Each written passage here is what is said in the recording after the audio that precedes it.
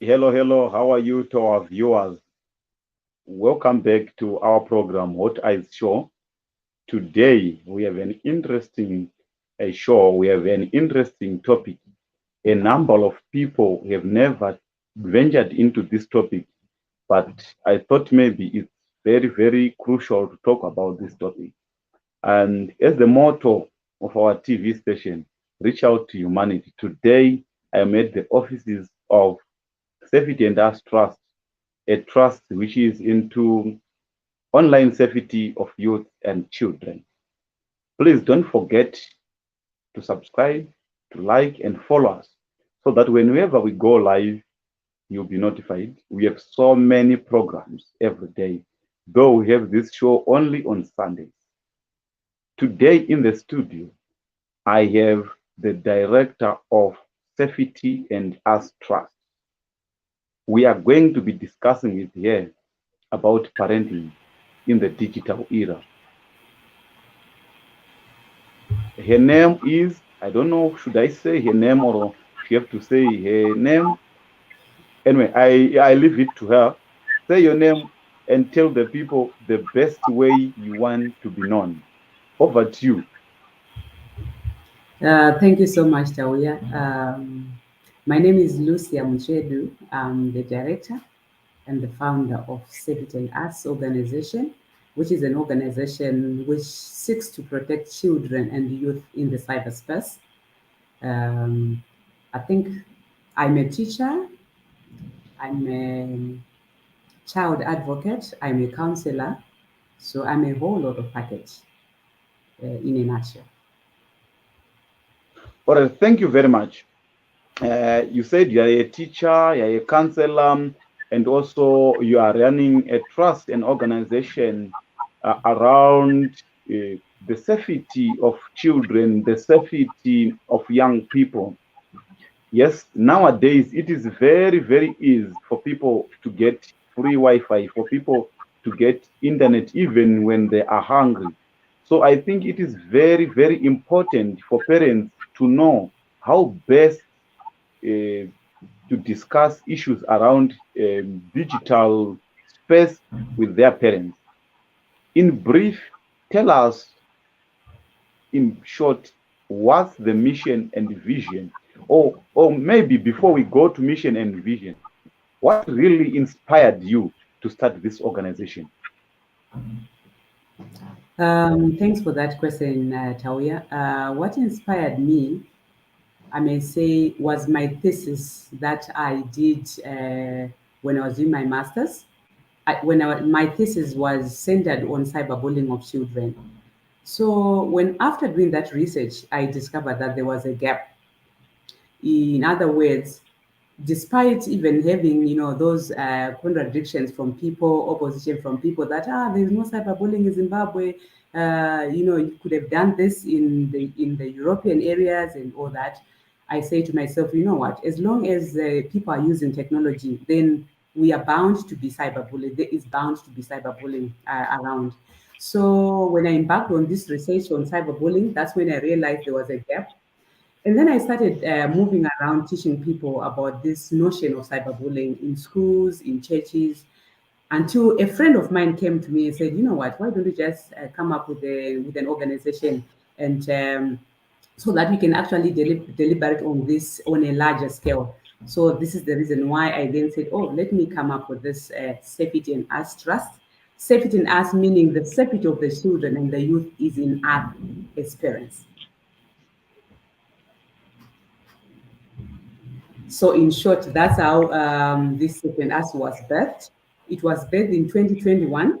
And when we started, our main focus was on reaching out to children, teaching them on how they can stay safe in the cyberspace. And then when we had done a bit of miles, we then realized that there is no way where we can reach out to the children without also engaging the parents. Because, in other words, the parents are the people who actually are the ones who buy the phones for the children. So many times I would get questions like, when do you think my child should have a phone? What is the right time? What is the right age? Those kind of stuff. So that's when I realized that, oh, you know what? I think it is necessary even to engage the parents as well. So that was the reason why this program called Parenting in the 21st Century was actually birthed. Well, thank you very much. You said you're a teacher, and I also think parents are also teachers. Unfortunately, we don't have schools which train people to be parents. Probably traditionally it was very easy because it was the role of the whole society to train a child. It was the role of the whole society to take care of the child. Still up to this day, our children are interacting with their peers on the digital space. They're interacting with so many people. And digital space has actually deleted all the boundaries. The boundaries, yes, exist. We can say there's a border between Zimbabwe and South Africa. But when it comes to social media, you don't need a passport to have a meeting with a person who is in South Africa. Traditionally, physically, you would need a visa, you would need a passport for you to go and have a meeting. Nowadays, you can just meet anyone. The borders has been deleted. The divisions, for example, whether you are of a different tribe or another, whether you're of a different religion or another, all those boundaries. How best can we make sure that our children are safe? Because there is no way we can stop them from from even talking to people who are in the United States, from talking to people who are even in Iraq, from talking to people who are even almost everywhere. The world has become boundaryless. Somehow it is too globalized. So how parents can take care of their children in such a large, in such a metropolitan ecosystem we have? Okay, thanks for that question. Maybe before I answer that question, I might as well take you back to the different types of parenting that we've always had. Remember, we have the ancient parenting where we were raised, and now we've got the digital parenting. Let me start by differentiating the two so that we can see where we are coming from and where we are going. So I will first talk about the ancient parenting. The ancient parenting, it was all about collectivism. You don't raise your child by yourself. The aunt was there to do her role. The uncles were there to do their roles as well. The neighbors, the villagers, everybody was there to help raise a child.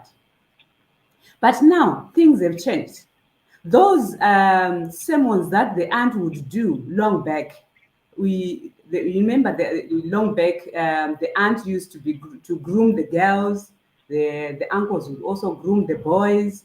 Where we have the grooming from the aunt, this time we've got online grooming. Where we had online, the aunt teaching the children how to date. Now there's online dating. So I wanted you to get the glimpse of the differences between the yesterday and today.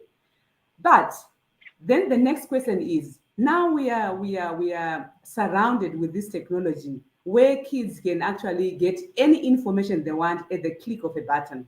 So now I always tell my parents that we actually have an added responsibility on the part of on the part of the parent. Why? Because apart from doing the normal protection that we were used to, making sure that you fend for the children, you give them the fees, they go to school, you give them uniforms, and etc. etc. Now our responsibility has actually gone to a higher level, because we don't only provide the physical stuff, but you are now going ahead to engage yourself again with social media to see what exactly is happening there. Remember, as parents, as adults, as stakeholders, our responsibility is to take care of a child. Then the next question is, how do I even take care of my own child when I don't even know what the kind of social media handles which surround me? So it becomes a problem, or it becomes a discourse, because parents are supposed to protect their children, yet they are very much behind in terms of technology. So to answer your question now, I always say, as parents, let's do our best in this day to make sure that we acquaint ourselves with a little bit of technology that we can actually get hold of. That's the first thing.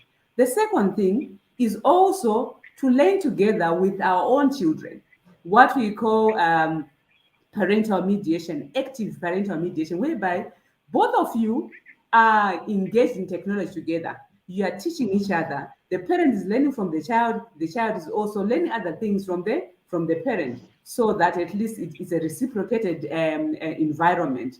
The moment we leave our kids to do that by themselves, we risk a lot of another predator who is somewhere who can actually school your child in a way that you don't want your child to be schooled.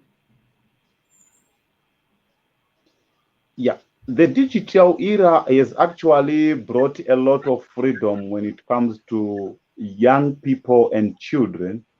For example, I think it was very easier for parents probably to stop their children from probably from going out, so that probably they might be dating before the age of dating.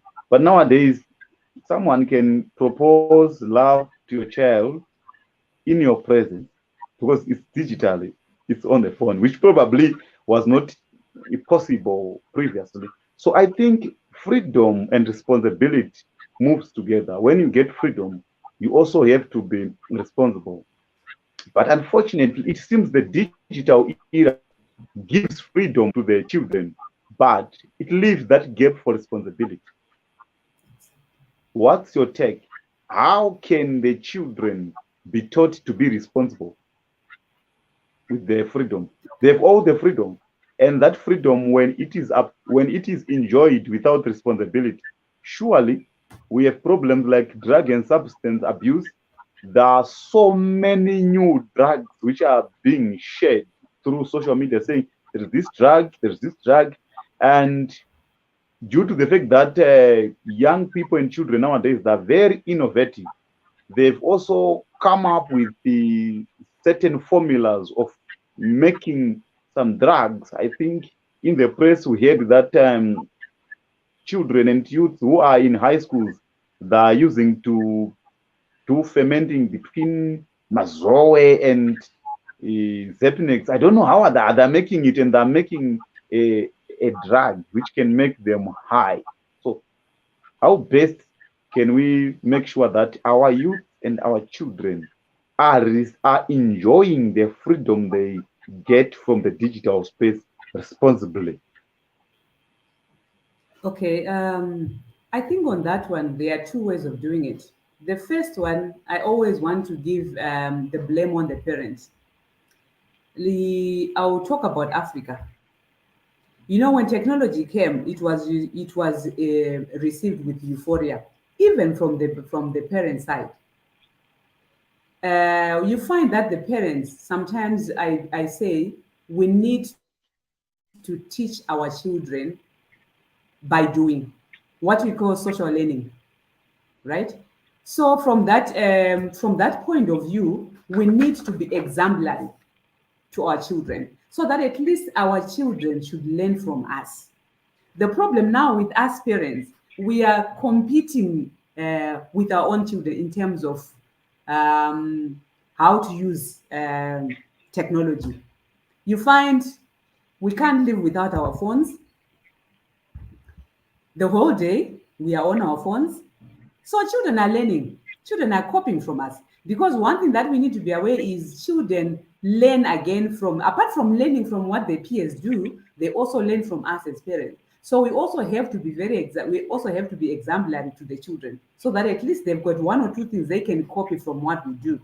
So if a parent spends 3/4 of the day on the phone, or maybe a parent is driving and at the same time holding the phone, talking on the phone, it reminds me of one day I just decided to do my own research when I was driving. Taoya, I actually, when I think I passed about 12 cars, and I was just looking at the drivers as they were passing me. From those 12 cars that I met, all of them were on their phones. So I said to myself, if we are the parents and we are kind of putting out this kind of resemblance or this kind of example, what are our children learning from that? So sometimes we also need to ask ourselves as parents that, am I being a good example to my own child? Sometimes maybe you sleep at 1 o'clock. We are just on the phone talking to this one, talking to that one. Even our statuses. I know we are living in the 21st century where we need to communicate with people, but anything which is done without a proper management becomes an ill. We always talk about the digital balance. We have to balance our digital lives as parents. That's the first thing. Then after that, we also then have to move out to the children themselves and say, okay, come guys, let's sit down. How best can we use our phones?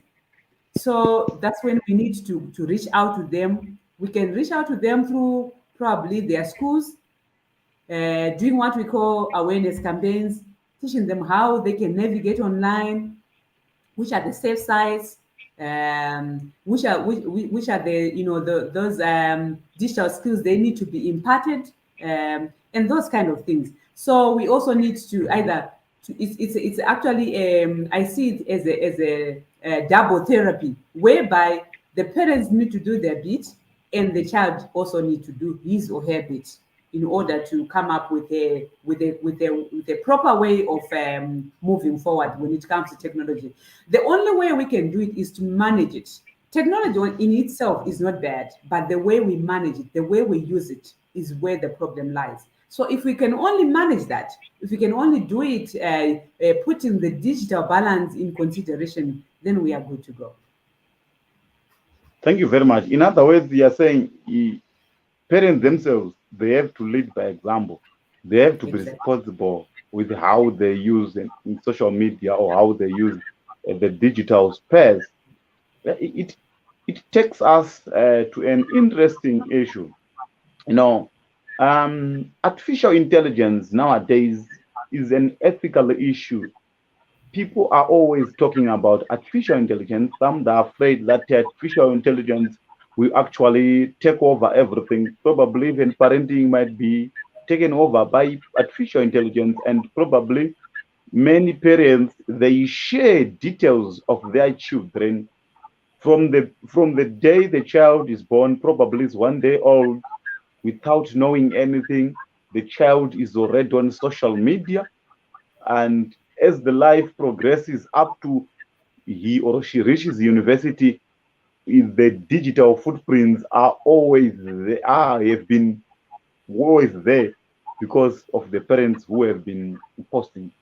And there is a concept which I normally heard you is talking a lot about, though outside this show, that is sharenting. Can you tell us something about sharenting? Okay, Probably Sharon. some people are hearing this word for the first time. Sharenting. Okay. All right. Yeah, I remember the first time I taught in one of the groups this sharing notion, someone was like, huh, what kind of word is that? I said, yes, there is a word called sharing. It actually emanates from the word parenting. So when we're talking of sharing, we are only saying the parents or the stakeholders or the guardians are the ones who are sharing their children's pictures and videos on social media. And Most of the time, you find most parents, they don't have the knowledge of the consequences of sharing those videos and pictures on social media. As you alluded earlier on, that some of the children that we are raising now, by the time the child gets to 5 years, a parent could have shared over 1,000 pictures and videos on social media. And the next question that you ask yourself is, do people realize that, yes, I'm not saying let's kind of restrain from sharing at all, because I know that would be an impossible thing to do in the digital world. You know, people want to share their lives, people want to share their achievements, their successes, and all that. But we also need to ask ourselves one question before we share. One, is it necessary that I share this? That's the first question. Then the second question is, what happens if the next person shares the same thing? If your answer is okay, then you can go ahead and share. Why? Because so many times I've discovered that as parents, we normally look at the now effect. We normally look at what is happening around me as of the present. We don't have we don't put on that mindset about the tomorrow of my child or of myself. If I share this video today, what can happen in 20 years' time? No one knows. Maybe the parent will not be there. But this is where we also bring in the idea of metadata, that we are just getting data to even people that we don't know. Because the moment you share something, Tauya, today, you have no control of that video or of that photo ever again. So it's one thing that parents should be very worried about, that whatever that they share today, you cannot control. You cannot even control how it's going to be used even in the next few years or even in 50 years to come. So this social media, what it has done to us is it has actually created that euphoria, that excitement of the now aspect. Now, now, now, now, now, now, now, now. And we don't think about the tomorrow. So it's actually, for me, it's actually a challenge that I'm putting out to the parent, that before you share anything, any video, any photo of your child, make sure you have analyzed the consequences of that photo or of that video. Because sometimes as parents, what we think is very interesting or very good, our children might actually may say, you know what, even this photo that we have shared, Mama, I don't like it. I'm sure some of the parents can agree with me that sometimes they can say, take your photos, please don't include me in that photo. Don't include me. It tells you that sometimes we quickly share and disseminate our children's lifestyles before they even want it out, which is actually a challenge to us as parents. So yeah, it's food for thought for every parent. Sharing should be done to a particular, to a certain limit. And the unfortunate thing, Tawia, is when I did my studies about parenting, it's the women who are on the forefront in terms of disseminating this information. The study that I was reading, the research that was done in Australia, was actually relaying that about 30% of the photos and videos which were shared online in Australia, were actually used by predators later on to actually woo their children. So sometimes we put out this information without that realization that, oh, what can this end out to be in the next day? So it's actually a cause for concern. Sharing is actually a very important aspect. And you know what? Let me just challenge you. I also think that sharing, apart from that it means the sharing of photos and videos of parents on social media, it also touches even the young generation, because sometimes, especially girls, studies actually allude that girls mostly, when they share those nude pictures and nude photos, sometimes you can share it today because you're in love with somebody, but when tomorrow you guys are not together, it's not surprising that you find that photo or find that video on Instagram.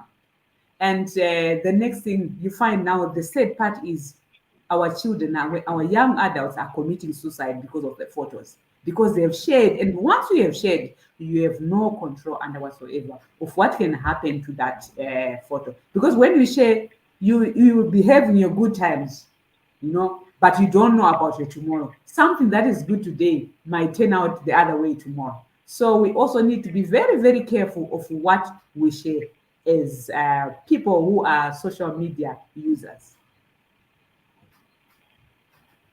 Right. In other words, they are saying sharing of information is actually consequences, and you are actually encouraging parents to have foresight that this picture I'm sharing, what are the negative consequences of this picture, which might arise, probably it might arise, it might not arise this year or next, but probably after 3 or so years. And probably if you look at how artificial intelligence is advancing, it can actually build a picture of a person. It can actually take even the voice, if I'm not mistaken, the voice, because I think there is a lot of metadata which is being taken by different platforms, whether it's Facebook, whether it's TikTok, whether it's Twitter. And I'm sure majority of people, they don't know a lot about themselves, which is actually known by the digital space. So now, how do we come up with responsible parents in relation to trust and safety of our children online? Because it seems in the third world countries where we are, we just think if a person can conceive, and give birth to a child, we consider that person a parent. Do you think that giving birth is enough for one to be a parent? Or we have to start to take it serious, probably to have workshops or to include probably subjects to do with parenting in secondary schools, the modules to do with parenting in universities. Obviously, I know this might not make sense, but probably it will be a preemptive measure towards that. Because I don't think that the fact that a person managed to is fertile or managed to conceive qualifies that person to be a responsible parent. What's your take on that? Yeah, truly, you've said it well, Tauya. Parenting is not only about giving birth and that's it. Apart from providing the physical stuff to the child, apart from taking that child to school, apart from providing food on the table, there is a lot in the 21st century. There's a lot that a parent needs to be aware of. I think personally there is need of teaching the parents, if I may say, maybe coming up with programs where we can actually take the parents through, so that at least we equip them with the right information. We always say knowledge is power, and I believe that there is a need for even the parents who have, who are not only the young parents, even the older parents. I think they're actually the ones who need even more information, especially pertaining the digital era or the use of the digital tools. The older parents actually need more information or more knowledge on that, because they are way, way, way behind in terms of technology. And you find half of the time, I'm sure you can reckon this bit whereby a parent will just tell, hey, so and so, can you come and switch on the TV? Oh, I think I pressed one button here, I don't even know where to go. So that's the majority of the older parents. So I believe that there is need for programs which equip parents in terms of how they can look after their children in the 21st century. There is need for that, for coming up with those kind of programs. There's also a need of programs again which relate to children in terms of equipping them with the right knowledge regarding technology, how they navigate, what are the do's and don'ts, even the right links. Sometimes kids can actually click on the other links because they don't know which one is a safe link and which one is not a safe link. Just yesterday, I was looking at something that was happening on WhatsApp. There was a link which was being posted on WhatsApp, and it was talking about the female, being given some money, some funding, what, as long as you're an entrepreneur, what. And when after looking at it, I said, you know what, this is a scam. So I'm thinking so many people clicked on that link because they don't know. And in Africa, because the question of bread and butter issues is actually a very, very important thing, because we are worried about what am I going to eat tomorrow, because most of us are struggling. So there's a high possibility of us as parents, or us as internet users, to be clicking on so many links which we don't even have knowledge about. And we find ourselves, and the bad part is when those links are dished and you click, there's nothing that comes to you that informs you that, what, right now we actually clicked a bad link, and this can happen to you tomorrow. We just click and you think nothing has happened, but somewhere behind the screens is actually captured your data. So it is important to teach both the children and the parents in terms of how they can live, or how they can safely live in the digital or the 21st century. It is of paramount importance to do that. Yeah, I see someone in South Africa, Dean Kruger, is saying, we are the guardians of our children. Children have poor judgment. They should be protected from harm on social media. There are too many predators online. I'm sure you agree with the Dean Kruger. Thank you for your Yes. comment, Dean Kruger, all the way from South Africa. So you really agree that children have poor judgment? Yes, I do. I do. Actually, you actually remind me that I'm actually doing a study, and the study actually encompasses the collaboration of the parent, the teacher, and the child in promoting online safety for children. So yes, there are so many uh, causes, and I mean concerns that we have as parents, that, where I can actually use my own judgment as an adult. Sometimes you find an 8-year-old boy will not be able to tell which one is a scam, which one is not, which one is a safe link, which one is not a safe link, that kind of thing. And apart from that, it is very easy for children to be wooed into things by predators. Why? Because the predators know that the child cannot comprehend to this much. So they will bring out things that the children, then they know that children would want. For your own information, I had an example of like what they're doing these days. They actually make use of games. They give games to children, and they know that at a particular time, when a child has gone through 1, 2, 3, 4 stages of embarking on a game, they are now vulnerable. And or maybe the child now has got this this habit of just wanting to be playing the game or that kind of thing. Or so what they do now is they'll bring in some, probably I can say, some adverts.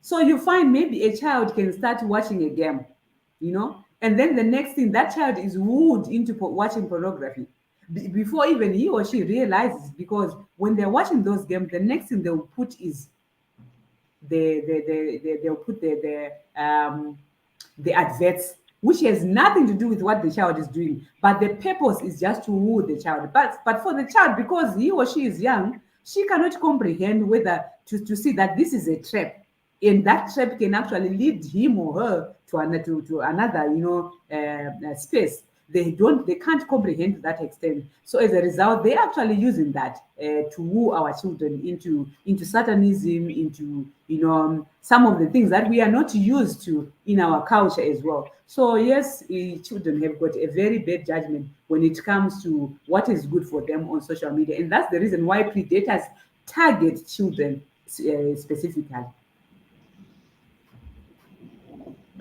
Yeah.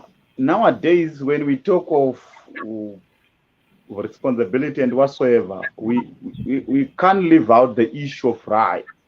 And United Nations is an instrument on the rights of the children, United Nations Convention on the Rights of Children. And as usual, whenever an international human rights instrument has been made, normally the African heads of states who also sit down and come up with what is applicable to their environment. And I think in this instance, there is also an African Charter on the Rights and Welfare of a Child. I think it met in 1990. Then the other one for United Nations was made in 1989. Now, taking from Dean Kruger's comment of saying we should protect our children, how do we reconcile the rights of children and protecting the children?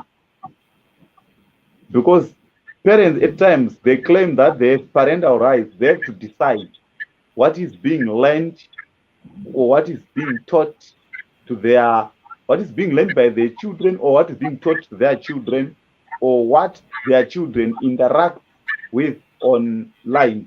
So we would find probably certain parents would actually think of blocking certain websites, probably at home, probably at school. How do you reconcile the two?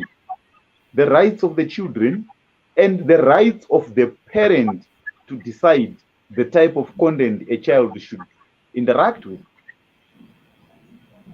Okay, yeah, I believe in children's rights, and I also believe Article 13, 12, and 13 of the CRC, which is the Convention on the Rights of the Child, actually articulates that the child should have freedom of expression, freedom of choice, and all that.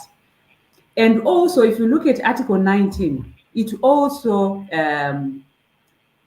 articulates that the parent has got the right to protect children from all forms of violence. That includes online violence. So, if you want to take it from a layman's point of view, we can actually decide that this is actually a discourse, because you want to protect the child.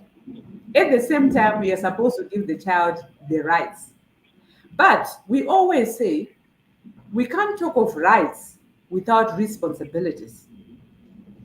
So, in a nutshell, what I'm only trying to say is when we say we are giving our children the rights, we also have to talk about the responsibilities to that child, which means the child has to be taught the essence of responsibilities.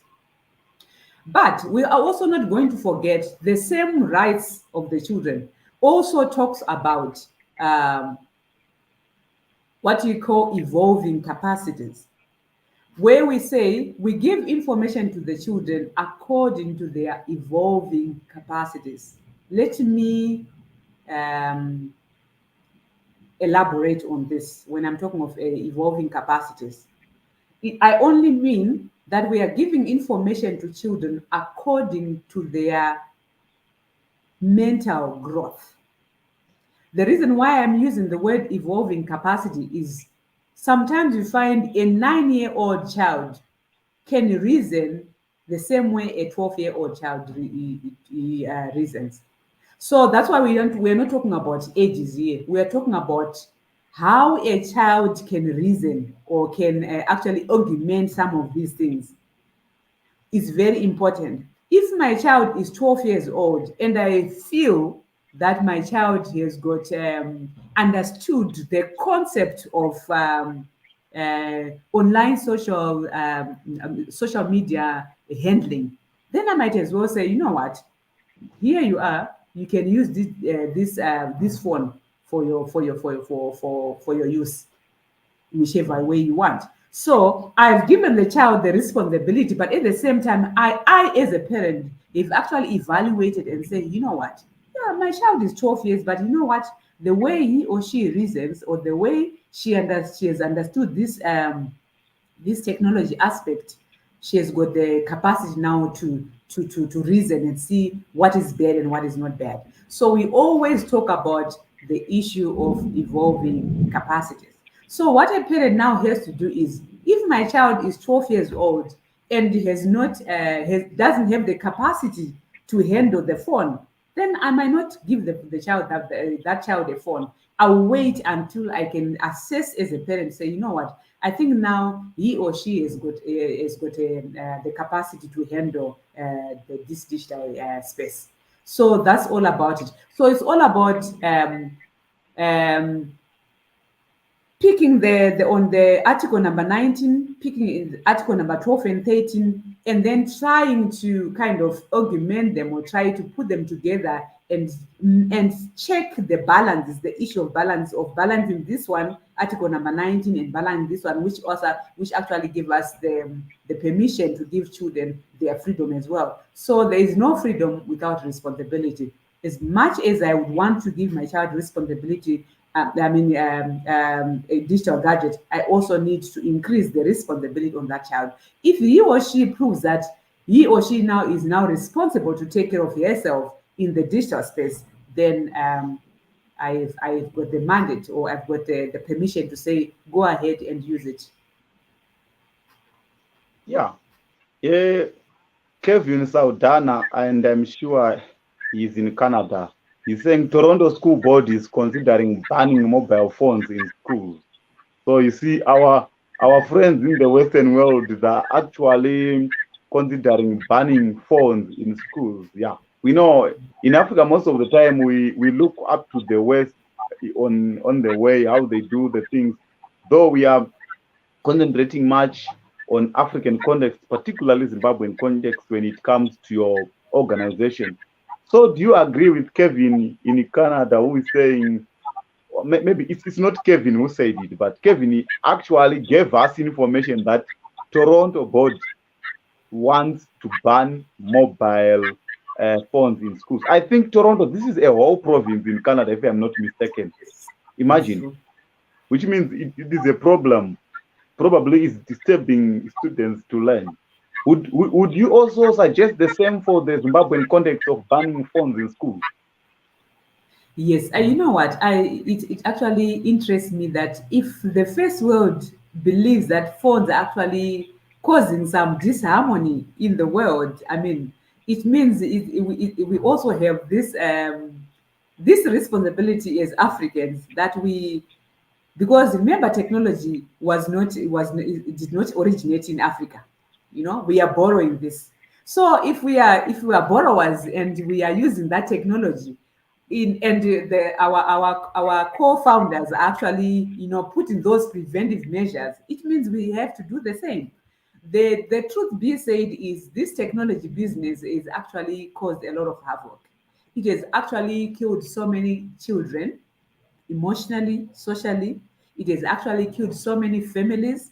It has actually killed so many marriages, because for some reason we are finding ourselves not being able to control ourselves when it comes to the use of technology. It is actually a discourse. And you know what? And this is a reminder that he has brought to us, that, you know what, this is actually a global discourse that we need to handle. So we have got a role to play as citizens, and encouraging ourselves, encouraging each other, that, you know what, as much as we would want to enjoy technology, there are responsibilities to take.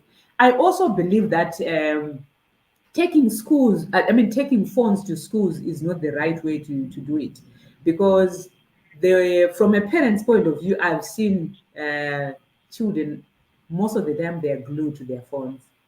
So I'm imagining where a teacher is teaching in front of the class, and all the children with their phones. I think most of the kids will actually miss a lot, because when somebody is supposed to be listening, you find someone is already maybe Googling something, or maybe even trying to talk to a friend from another school, about something that does not even have anything to do with school. So it's actually a dilemma that we are having. Just yesterday, we were having a boot camp, and for your own information, we had one kid just in grade 4. We were trying to teach about the issues of sexual abuse or on children. And this one child, this particular child, actually attracted me. It actually, drew my attention because instead of him, interacting with the kids, with the other kids, he was busy on his phone. He brought a phone, and I ended up saying, you know what, my dear, we are learning. So what I would want you to do is to give me your phone. I'll put it aside. When we are done with the activities, then I can give you back your phone. And I could see that he was really, really, really affected by that, because he just showed that he can't live without the phone. And I imagined the parent in that house, that how is the parent, managing with this kind of thing. Obviously, when the parent is out, they may be looking for money, looking for things that also would benefit the child. uh, the moment he is left with that phone, obviously, you are rest assured that someone is already addicted to the phone. And when we spend most of our time on the phones, maybe as children, if I may say, or as young adults, what it means is we have also increased the our vulnerability online. Why? Because there are so many high chances that you are going to meet a predator. There are so many chances that you are going to meet the adverts that can take you to another site that you have never even figured out. There are so many chances that you are going to meet someone who's just going to, to woo you into other things that you even never figured out. So the more we spend time on social media or in the digital space, the more we are prone to online vulnerability. Yeah, thank you very much. But technology is there to stay. Mobile phones are there to stay. Nanotechnology, bigger things are being made small.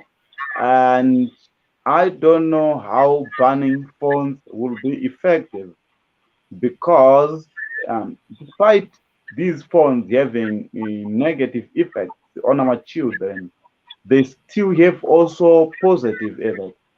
Instead of having bigger libraries at schools, you can now have uh, much bigger libraries in our phones. We can now have much classrooms in our phones. Eh, for a physical class to take 100 people, you know how much space are you going to take? But we can have a class in the phone with over 1,000 students in a phone which is probably 1 square centimeter. You see the issue of space. So I don't know how best can we deal with that, because it's very difficult to stop progress because it's causing problems. But I think we just have to find the way out. And yes, I do respect other people's opinion that we should ban phones in schools, but is it going to work?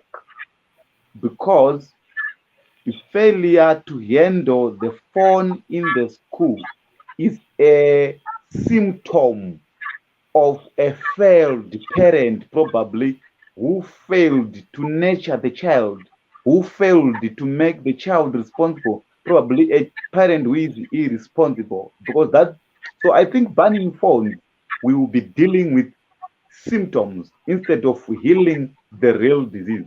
The real disease is, let us teach children to be responsible. Let us give them information. Let us teach them the negatives of using phones in schools when you're supposed to be learning. Because if we take away the phones from them, they will actually find a way out. I remember some months back, children, they want to keep some obscene material, and they know majority of people probably like here, but majority of their parents are Christians. When they get hold of their phones, they see an application which is written Bible. They think my child is reading the Bible, and the way Christian parents like the Bible, they won't try to open that application to see what is inside. Guess what? That application called the Bible. I think you heard about it, you know about it. They hide Mhm. something behind the name Bible. In that article, they hide all sort of things. When you open, then you find, oh, so they will still find a way out. And You talk that you had a boot camp yesterday. It takes us back to your organization. What are the activities you are doing in trying to equip both the young, the children, and the parents? Because it seems if you are to look at your organization, it has to deal with the children, the youth. Yes, that the core, that your primary concern. But these people, they live in a society, they live with their parents. Yes, I wouldn't want this show to look academic, but I think in some of your readings, in some of your publications, I went through. You like to use the theory of Ron Penner, where you say there's a nucleus, where there is another. There are a lot of levels when you look at children. There's a family, there's a community, there's a country, there's international going. So you are somehow encircled with all these stratas, all these layers. So before talking about that theory, tell us about the activities you normally do and the nature of those activities and your expected outcomes of those activities. I think what we have done as an organization, we have tried to come up with a kind of a wholesome approach where it includes the child, you know, when the child is growing, we equip the child with the skills of how to navigate in the cyberspace. We believe that children needs to be taken through that. So, because I'm sure I understand that we have, whenever anyone buys anything, whether you've bought a radio or you've bought a television, there's a manual. But one thing that I've discovered is there is no manual of the internet. So, as an organization, what we have done is we are actually the manual in Zimbabwe, where we want to take the children um, in terms of how they can navigate the cyberspace. So, we teach them the digital skills. As you alluded earlier on, you talked about technology being on the positive side. So technology is not bad, as I also said before. Technology is good, but it is the way how it is used. So when we were teaching them about the digital skills, we are saying, apart from the bedside, you also can use this technology for your own advantage. You can use it to do recipes. You can also use it to equip yourself with maybe with social skills. You can also use it to even to develop your research skills. You know, there's so much that you can do with technology. So we have got programs that target the child as he or she is growing up. We also have programs that target the youth. Why? Because we believe that the internet has been the source of everything now. You once mentioned about the essence of drugs. If you want to have a closer look, drugs, the way now people share about drugs and how you put this together and take that, and then you come up with this kind of concoction and what. It is all because of the internet.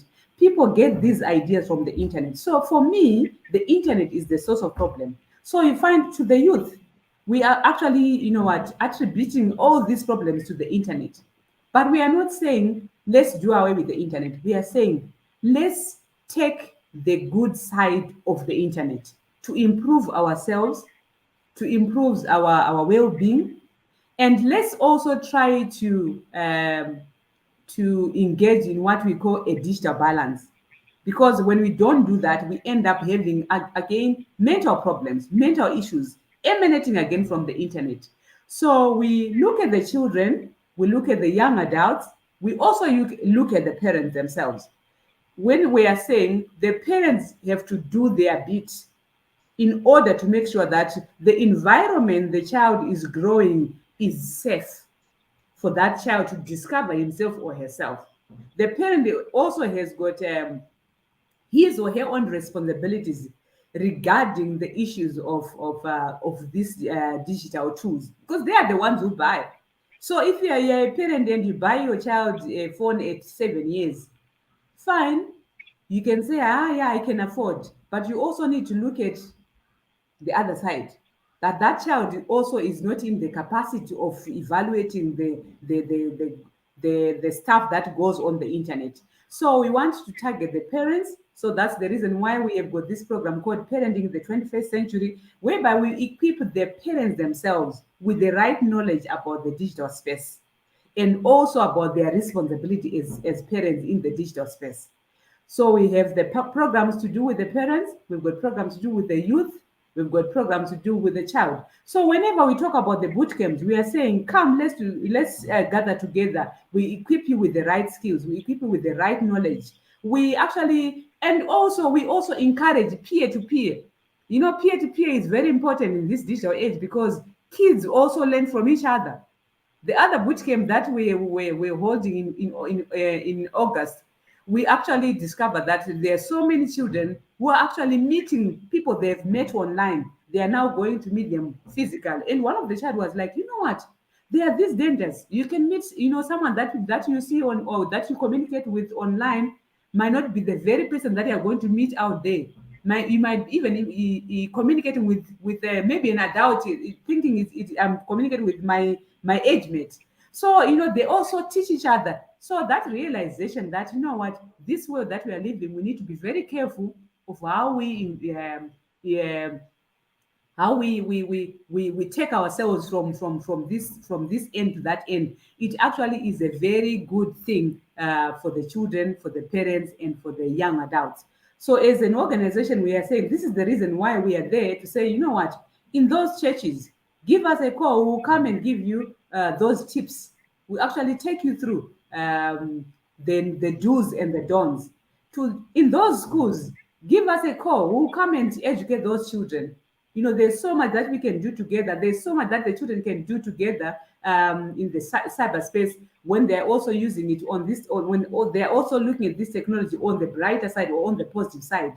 So we are there for you to educate, to remind, and also to draw your attention to the notion of collaboration in terms of using technology. So this is the reason why we are saying we are there for you, so that we can take along and we can help each other to see how best we can do it in this 21st century. You know, it's all about helping each other. It's all about collaboration. It's all about working together and living together to for us to move from one space to another space. Thank you very much. Thank you very much. Our friend, the viewer in Canada, says if the adults can't even recognize between a fake video and yeah, artificial intelligence is a threat. Adults cannot detect fake videos. So how much more will children be influenced? So he's worried if adults Yes. cannot detect fake videos, what more of children? Then also Kruger in South Africa said the issue is not access to certain types of information. The issue is us being too conservative, raising our children instead of equipping them to be safe. We try to shelter them from harm, and I think that one falls under types of parenting. And he went on to say, if they want to find something, they will find a way, e.g., using a public computer or a friend's device.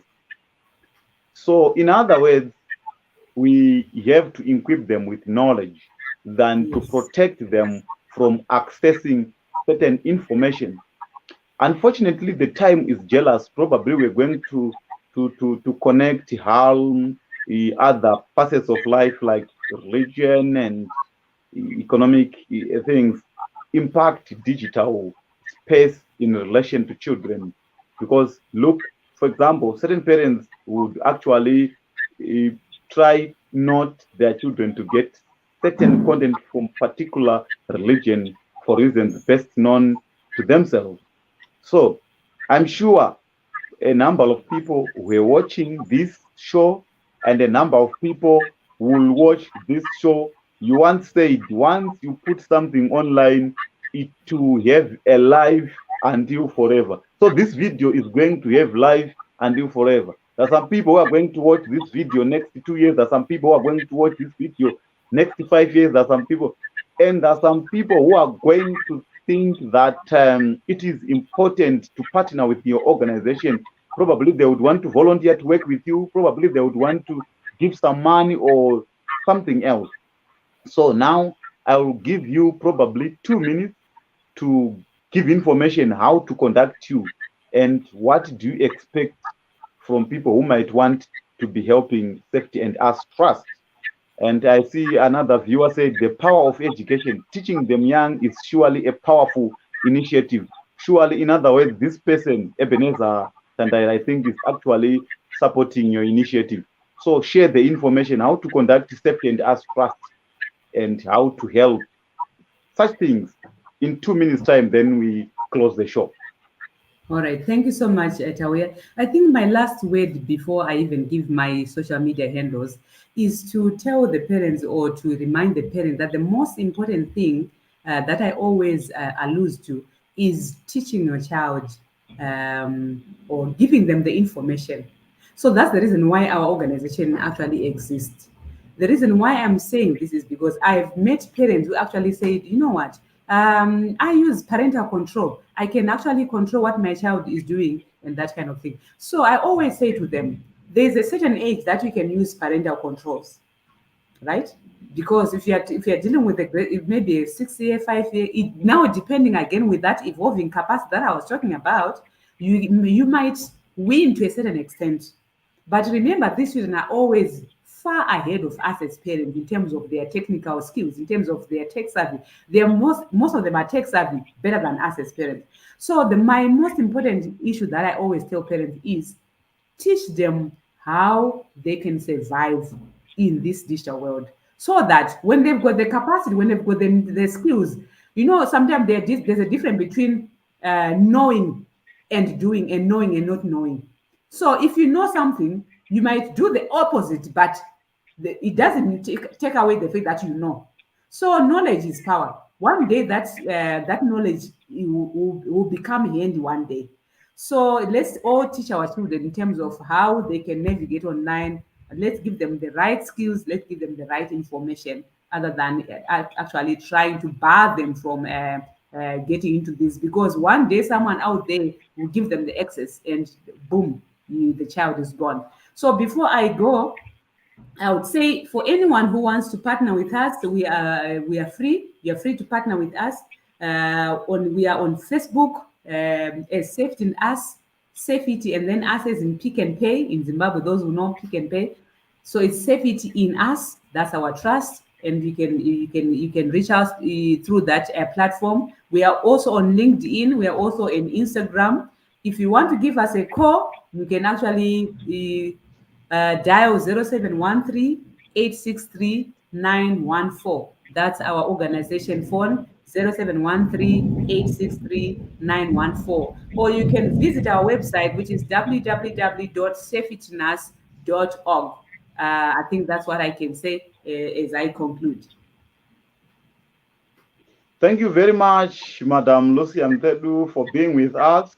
And we hope to host you again on this program, probably next year or any other time. I'm sure you are going to be engaging with a number of viewers because this was also streamed live on your pages.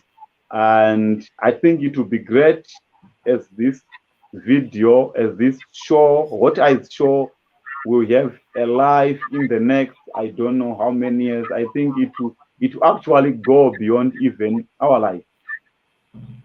And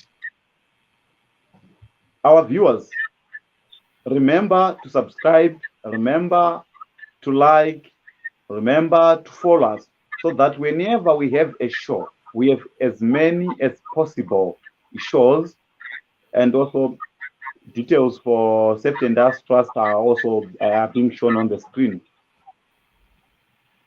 Remember to like our page, Humanist TV Africa.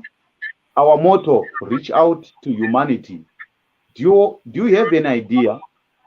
We have a platform. Come, let us discuss your idea. And people can buy your idea. So we are trying to reach to humanity. We are also in different countries, as we know. As you know, if you look at this video of ours, at these shows of ours, at the start, you'd find so many different panelists in different countries.